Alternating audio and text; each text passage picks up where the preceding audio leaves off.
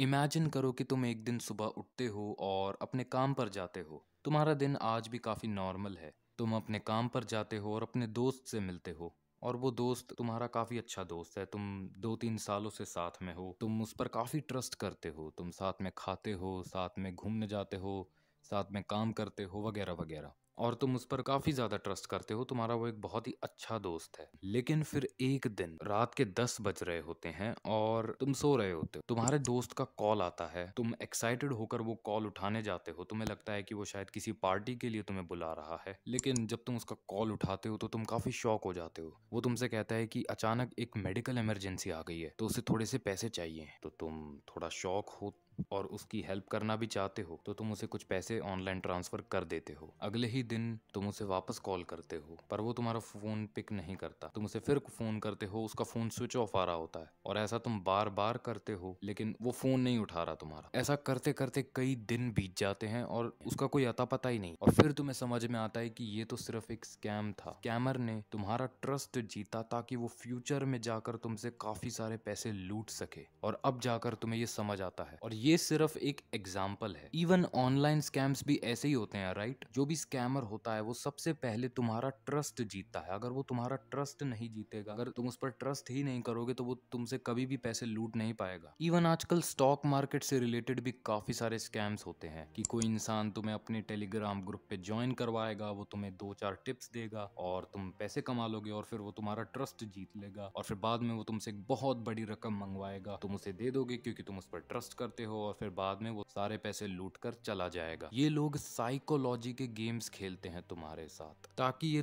तुम्हें आसानी से मैनिपुलेट कर सके, तुम्हारा ट्रस्ट जीत सके और तुम्हें लूट सके। जिनके इंटेंशंस अच्छे नहीं है ना, वो डार्क साइकोलॉजी का यूज करते हैं अपने फायदे के लिए। तो आइए आज इस वीडियो में हम समझते हैं कि आखिर ये डार्क साइकोलॉजी है क्या और कैसे इसका यूज लोगों को मैनिपुलेट करने के लिए किया जाता है। तो वीडियो को शुरू करने से पहले मैं बताना चाहूंगा कि इन भाई ने हमें कहा था कि डार्क साइकोलॉजी पर, मैनिपुलेशन पर वीडियो लाओ, तो इन्हीं की रिक्वेस्ट पर आज मैं ये वीडियो बना रहा। एक चीज डीप लेवल पर जाकर समझो, जो भी ऑनलाइन स्कैम्स होते हैं या फिर जो भी इंसान होता है जिसके इविल इंटेंशंस होते हैं, जो लोगों के साथ कुछ बुरा करना चाहता है, तो वो साइकोलॉजी का ही यूज करता है। वो डार्क साइकोलॉजी का ही यूज करता है, कॉन्शियसली या फिर सबकॉन्शियसली। वो अपने विक्टिम को मैनिपुलेट करना चाहता है ताकि वो वही डिसीजंस ले जो वो मैनिपुलेटर या फिर वो इविल इंटेंशंस वाला आदमी चाहता है। डार्क साइकोलॉजी ह्यूमन नेचर के एक ऐसे एस्पेक्ट को एक्सप्लोर करती है जो कि दूसरों को हार्म पहुंचाने से रिलेटेड होता है, जो कि किसी को नुकसान पहुंचाने से रिलेटेड होता है अपने फायदे के लिए। डार्क साइकोलॉजी हमारे दिमाग के उस गहराई को एक्सप्लोर करती है जो कि बहुत ही ज्यादा इविल है, जो हम लोगों को नहीं दिखाते। तुमने ये कहावत तो सुनी ही होगी कि हर इंसान में कुछ ना कुछ अच्छाई या फिर कुछ ना कुछ बुराई जरूर हो। कोई भी इंसान 100% अच्छा या फिर कोई भी इंसान पूरे तरीके से बुरा नहीं होता। सब में अच्छी और बुरी क्वालिटीज दोनों होती हैं। डार्क साइकोलॉजी इसी इविल क्वालिटीज को एक्सप्लोर करती है। वैसे तो डार्क साइकोलॉजी के अंदर काफी सारी चीजें आती हैं, लेकिन आज मैं आपको 3 ऐसे टेक्निक्स बताने वाला हूं जो अगर किसी गलत हाथों में पड़ गई तो फिर ये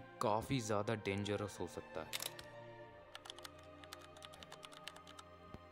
मैनिपुलेशन हमारे ह्यूमन नेचर का ही एक पार्ट है, लेकिन जब बात साइकोलॉजिकल मैनिपुलेशन की आती है तो चीजें बहुत ही ज्यादा डार्क होना शुरू हो जाती है। मैनिपुलेटर अपने विक्टिम को कुछ इस तरीके से मैनिपुलेट करता है कि विक्टिम वही चॉइस लेता है जो सामने वाला मैनिपुलेटर चाहता है, लेकिन विक्टिम को लगता है कि वो अपनी मर्जी से चॉइस ले रहा है। मैनिपुलेटर्स का ऐसा करने का एक रीजन होता है, वो कोई भी रीजन हो सकता है। वो अपने रिलेशनशिप्स में पावर और कंट्रोल पाना चाहते हैं, या फिर किसी से पैसे लूटना चाहते हैं, या फाइनेंशियल गेन के लिए किसी विक्टिम को वो मैनिपुलेट करते हैं। मैनिपुलेटर्स का एक रूल होता है, if you want it go and get it. और उन्हें जो चाहिए वो पाने के लिए वो किसी भी एक्सट्रीम लेवल तक जा सकते हैं। अगर उन्हें बहुत ही ज्यादा इविल चीजें भी करनी पड़े तो वो भी करने को तैयार हो जाएंगे, क्योंकि उनके अंदर ये सब करने का एक अलग ही मोटिवेशन होता है, एक अलग ही रीजन होता है, एक अलग ही पर्पस होता है। मैनिपुलेटर्स झूठ बोलना बहुत अच्छे से जानते हैं। उन्हें झूठ बोलना बहुत अच्छे से आता है। वो ऐसी ऐसी कहानियां बनाते हैं कि विक्टिम उन पर बिलीव कर बैठता है, क्योंकि वो बहुत ही ज्यादा रियल लगती हैं। आपको रियलाइज ही नहीं होता कि वो जो कहानी आपको बता रहे हैं वो बिल्कुल झूठ है, और जब तक आपको रियलाइज होता है तब तक बहुत देर हो चुकी होती है और वो अपना काम कर चुके होते हैं। ऐसी दो और चीजें हैं जो मैनिपुलेटर्स यूज करते हैं आपको मैनिपुलेट करने के लिए, जिसे कहा जाता है गिल्ट और शेमिंग। अगर किसी विक्टिम को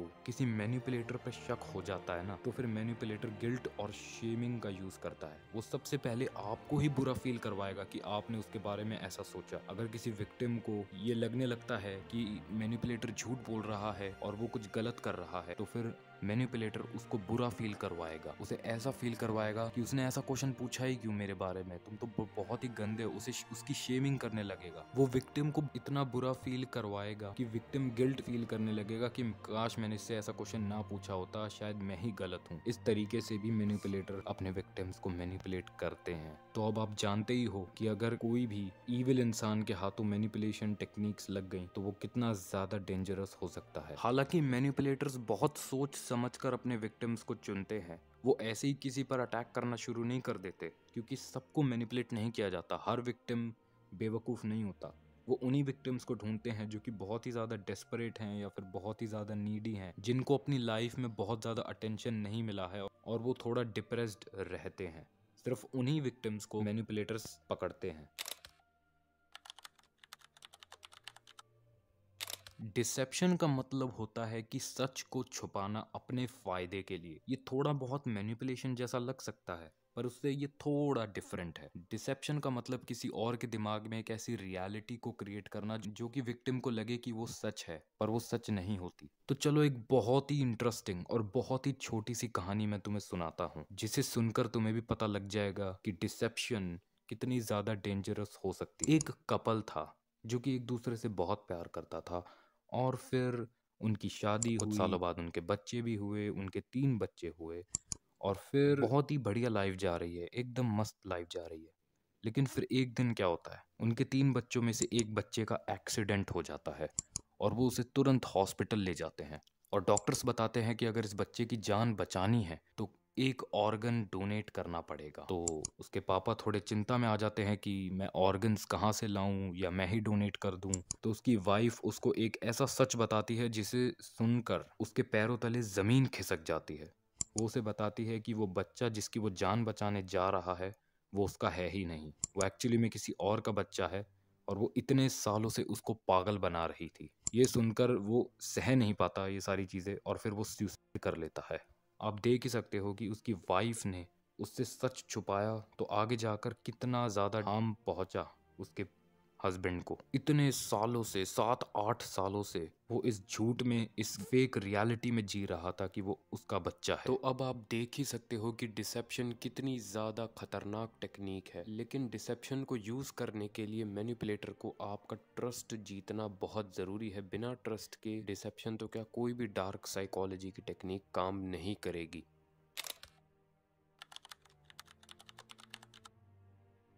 हिप्नोसिस कोई मैजिकल सुपर पावर नहीं है। हमें मूवीज में दिखाया जाता है कि जिस भी इंसान को हिप्नोटाइज किया जाता है वो बहुत ही ज्यादा नींद में होता है और अपने मैनिपुलेटर की सारी बातें मानता है। मैनिपुलेटर उसके दिमाग पर पूरा कंट्रोल जमा लेता है, जबकि ऐसा रियल लाइफ में कुछ भी नहीं होता। हमें मूवीज में दिखाया जाता है कि हिप्नोसिस सिर्फ एक मैजिकल सुपर पावर है और ये रियल लाइफ में पॉसिबल नहीं है, जबकि ऐसा कुछ नहीं होता। हिप्नोसिस एक साइकोलॉजिकल टेक्निक है, एक डार्क साइकोलॉजिकल टेक्निक है जिसको रियल लाइफ में यूज किया जा सकता है, बट वो जो मूवीज में दिखाते हैं उससे काफी अलग होती है। वो जब डार्क साइकोलॉजी का यूज कर कर किसी इंसान को हिप्नोटाइज किया जाता है तो फिर वो अपनी नॉर्मल स्टेट में ही होता है और वो अपनी मर्जी से ही चॉइस ले रहा होता है और काफी रैशनल सोच रहा होता है। हिप्नोसिस दो इंडिविजुअल के बीच का इंटरेक्शन होता है। इसमें क्या होता है कि मैनिपुलेटर अपने विक्टिम को कुछ ऐसी चॉइसेस देता है, 2 या 3 डिसीजंस देता है और कहता है विक्टिम को कि कोई भी चूज कर लो अपने लिए, और विक्टिम को लगता है कि वो अपनी मर्जी से कोई भी चूज कर रहा है, पर एक्चुअली में जो भी चॉइसेस